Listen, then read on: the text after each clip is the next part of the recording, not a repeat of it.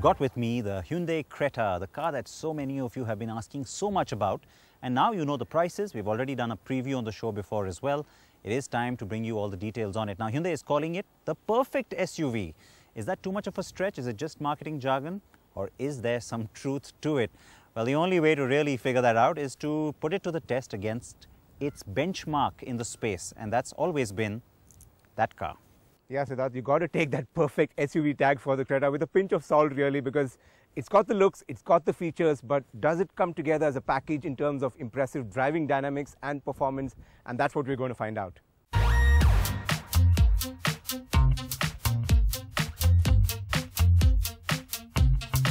The Hyundai Creta is based on the same platform as the new i20 and has finally come to us after much waiting. What works for the car are its well-designed proportions and good looks. It has been launched with 2 diesel engines and 1 petrol. Pricing is premium, sadly, at between 8,59,000 and 11,19,000 rupees for the petrol and 9,46,000 to 13,60,000 rupees for the diesel variants. Now, the Duster has always been sort of weird looking, and that's what I've always liked about it. There are enough of them on the road now, so really there's no question about its looks. It's been accepted in India for sure.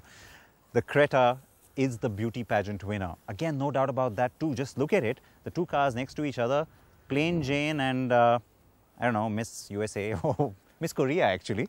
And, you know, the weird thing, which I just can't seem to figure out, internationally, most car makers, including Hyundai, are obsessed with daytime running lights. Most cars seem to have them across all segments. Here, you do have these nice LEDs, which look pretty sharp. We came through some tunnels and I got to see some of them in my rear view. They look really nice. But it's just a parking light.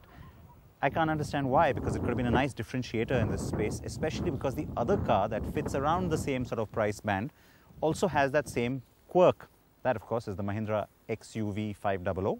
And it's the other car that the Creta does need to take on in some senses, but it is still the better looking one, even in that comparison.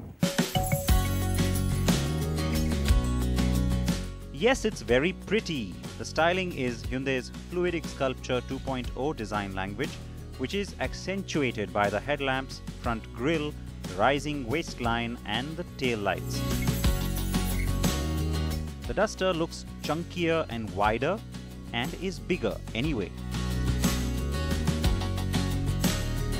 The Duster with Bala and Me is the 4-wheel drive with a 108 bhp 1.5-litre DCI engine, and it has a 6-speed manual gearbox. Now, the Duster also has 2 diesels and 1 petrol. It has all-wheel drive but no automatic yet. The Creta has no 4x4 but does have automatic, as you know, which is the car with us too. So, apples and oranges? In a sense, yes, but there's enough in common here too for us to check out the 2 cars and compare them. And remember, we are comparing models really, not just one variant of each. So the first thing I wanted to do was to get both cars out on the road.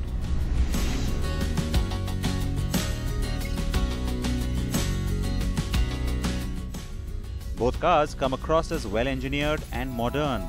The Creta has a terrific suspension which handles all that you can throw at it within reason. The Duster, though, has also proved to be tough in this department, but the Creta does it with aplomb. Another part that you will like is the car's handling. It is a nice taut sense you get from it, and I have to say though, of course, that there's a little bit of body roll that creeps in only at really high speeds and primarily when you're cornering or in fact just on a sort of a bank on a highway. But otherwise, for the most part, it's a nice satisfying feel that you get. The suspension setting as well as the way the overall car's road manners respond is something that I think most people will appreciate. Not so much in comparison with the Duster, but more so in comparison with other cars like the XUV 500. Only the top-end Creta has ESC or Electronic Stability Control, and on the Duster 2, it's only standard on the all-wheel drive variants. The Creta is hit by the lack of a precise steering, which has no feedback and has too much play in it. The Duster, though, has no such troubles for a car of this size. Well, the weather has been such that we've certainly had our fair share of different kinds of surfaces, wet, dry, and then of course a fair amount of water to go through. So in a sense, a nice way to be able to test both these cars. Now, I have to say that it was almost something I expected going into it, and so I'm not surprised to tell you that the Duster certainly handles better. It's a lot surer of itself, and it gives you a tremendously satisfying drive feel overall. But the part that has surprised me is the ride quality, because on that front, the Creta, not just the fact that it's a slightly quieter car, but even the fact that it feels a lot better. The suspension setup on that car is a lot more comfort oriented. It swallows potholes a lot better. And so if you want that typical belligerent SUV feel, you get that on the Duster. But really, I think most buyers would like the more comfortable ride feel that you do get on the Creta. So the Creta lacks a good steering but wins on ride quality. What about performance? The Creta's 1.6-litre engine itself is reasonably peppy and powerful, and more so on the manual, but not all that exciting on the auto. Now the 1.6 diesel automatic on the Creta has really been tuned for city driving. Doesn't mind ambling around in traffic, it does it without a fuss. But as you push the pedal down, the turbo lag really kills it. It takes its own sweet time to kick in, and when it does kick in, there's a loud growl like that from the engine, almost telling you, hey, hang in there, we're almost there. The Duster has two iterations of its diesel engine, and we've got the most powerful one, of course. As I said, it's the all-wheel drive option. Renault is said to be working on offering an automatic gearbox option by the year end, but that hasn't been confirmed by the company. Now the 1.5-litre DCI engine on the Duster is clearly the more fun engine to drive. It's nice and torquey with minimal turbo lag, so you can really let it out on the highway and have some fun. Although at lower speeds it does get a little noisy inside the cabin, so the NVH levels aren't as impressive as the Creta. But with minimal turbo lag, which is something that the Creta really suffers from, the Duster engine is the real more fun car to drive. The Creta does indeed have a significantly quieter cabin, with wind noise and road noise much lower than the Dusters. Hyundai hasn't let us have a stab at the 1.4 CRDI Creta, so we can't really tell you how it compares to the 85 PS Duster. But going by the like engines we know from the Verna, the Duster is likely to stay ahead here too. The advantages of the Creta also lie in its cabin layout and fit, but it lacks the roominess of the Duster.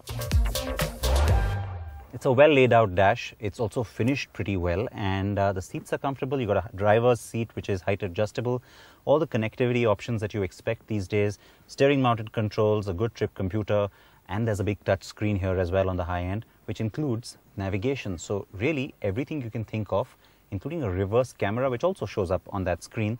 So from that perspective, and also ergonomically, it's a great cabin. It's also very quiet by comparison. Even though the engine clatter on the diesel is pretty high, overall I have to say that when you're going on the road on high speeds, especially on the highway, overall compared to the Duster especially, you'll find that this is a more comfortable cabin, though the sense of space is perhaps the only thing that's lacking, and lighter colors could have helped that.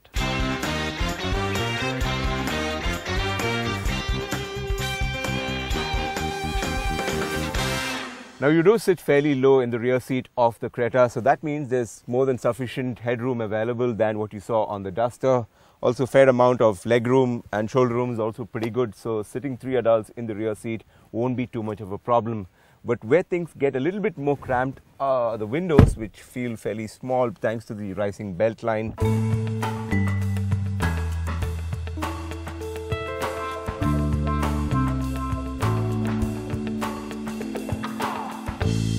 It's a lot more basic here. The layout is functional, it's also well finished, but that's about it. Even though feature-wise the two cars aren't too dissimilar, it was the Duster that first brought the touchscreen and the navigation into this space, but the rest of it is, like I said, basic. It just does the job.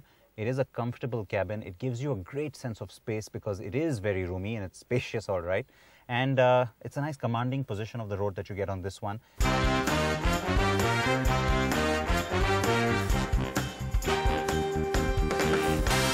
And also a couple of things that the Duster doesn't have and makes a lot of difference for people sitting here are the rear AC vents, what you get on the Creta, and the seats here are a little more upright, while the Creta has more reclining seats, so slightly more comfortable on long journeys.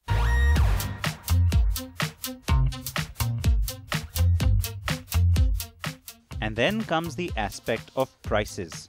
Variant for variant, the Creta is priced marginally higher than the Duster.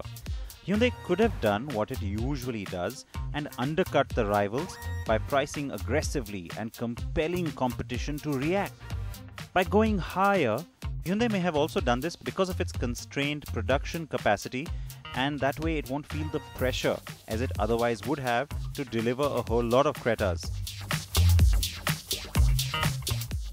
It still claims 18,000 bookings for the Creta, so good luck with waiting periods.